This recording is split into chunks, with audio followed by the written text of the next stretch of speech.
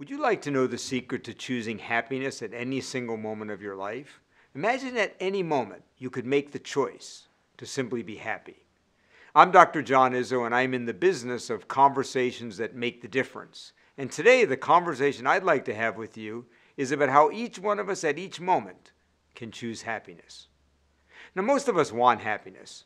Of course, we tend to think that happiness is out there somewhere in something that we don't have yet in our lives, a job, a person, a set of circumstances, something that we think will somehow make us happy.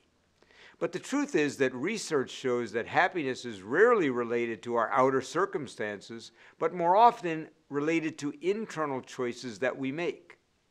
When I interviewed people for my best-selling book, The 5 Secrets You Must Discover Before You Die, these people who had been identified by other people as the happiest people they knew, one of the fascinating things was that they had no fewer problems than most of us and not necessarily any better circumstances than most of us, and yet they simply saw things differently than unhappy people. So today I'd like to suggest to you 4 choices each of us can make at every moment of our lives that are guaranteed to lead to more happiness. The first choice is the simple choice in any moment to be grateful. In every moment to focus not on the problems that we're having, but on what's working in our lives. Studies show that people who take even a few minutes each day to identify something they're grateful for, 3 things, that over a 6-month period it not only made them happier and less stressed, but it actually boosted their immune systems.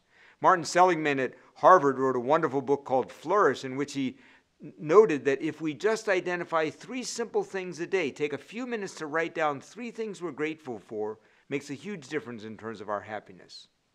Now, the second choice is to at every moment choose to be focused only on the present. Now, it's interesting, at every moment, each one of us has the choice to force ourselves to be in the present moment. So if you find your mind wandering to the past or to the future, bring yourself gently back to the present moment. And if you think about it, much of our unhappiness in life comes from either regret about the past or things we can no longer fix or control, or concern about the future, things that may or may not happen that we can't fix anyway in this present moment. In the present moment, on the other hand, we can always just choose to be present, and that allows us the possibility of choosing happiness. So as you go through the next few days and weeks of your life, every time you find yourself stuck in the past about something you can't change, or focusing on the future and something that you can't fix yet or may not happen, gently pull yourself back into the present moment. Now, the third choice is the choice to choose contentment. Now, some of you may think, well, wait a minute, John, I can't choose to be content. But think about it for just a moment. I used to have an assistant named Janice who was just a naturally happy person. But one day she was sitting at her desk and she stared over at me and she said, John, I've been thinking to myself, we're always trying to make ourselves happy. All these things we think will make us happy, a person, money, a job. She said, it occurred to me this morning, what if at every moment we just chose to be content? And as I thought about it, I thought that made sense. At every moment, we actually have a choice to choose to be content instead of not content.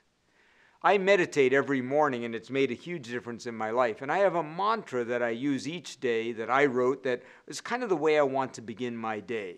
And my mantra begins with these 3 simple words: I choose contentment. Now, for many of us, the idea that we can choose to be content or happy at any moment may seem almost ridiculous.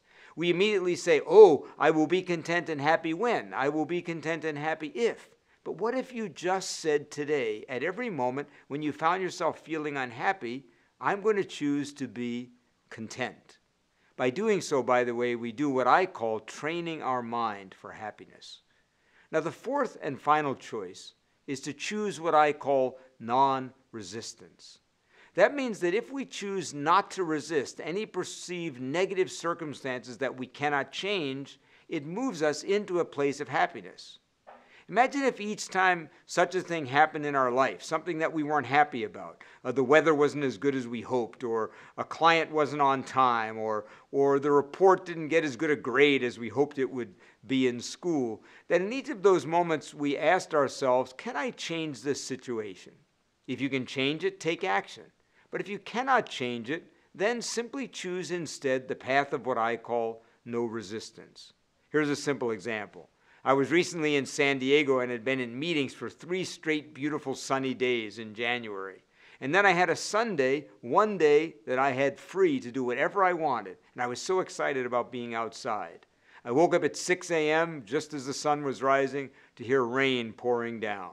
Immediately, I went to a place of great unhappiness. But then I asked myself this question: can I change this? The answer was obviously no. So I chose to give no energy to the resistance I felt about the rain, and instead immediately asked, I wonder what I could do today that I would enjoy in spite of the rain. And you see, the problem with resistance is that if we resist things we cannot change, we will by default be unhappy. But the moment we simply accept something that we cannot change, it may not be okay, but we can choose in that moment not to focus on the thing we're resisting. So think for a moment about how much of your moments you make these 4 simple choices. To be grateful instead of focusing on what's wrong in your life, to be present instead of in the past or future, to choose contentment instead of thinking happiness is out there, or to resist perceived negative things that cannot be changed instead of asking what can you do in spite of those things. So I suggest you take a simple 30-day happiness challenge. First, write down those 4 choices on a card and carry it around with you. Then ask each moment these questions. Am I focused on what I'm grateful for or problems? Am I thinking about the past or worrying about the future, or am I right here now? Am I choosing contentment, and am I resisting that which I cannot change? You know, ever since I wrote the book, The 5 Secrets, I always tell people what I learned most in interviewing those 250 happiest people that someone knew is I learned that happiness is not out there. We have to train our minds for happiness. I'm Dr. John Izzo. I hope you continue to lead and make it a happy day.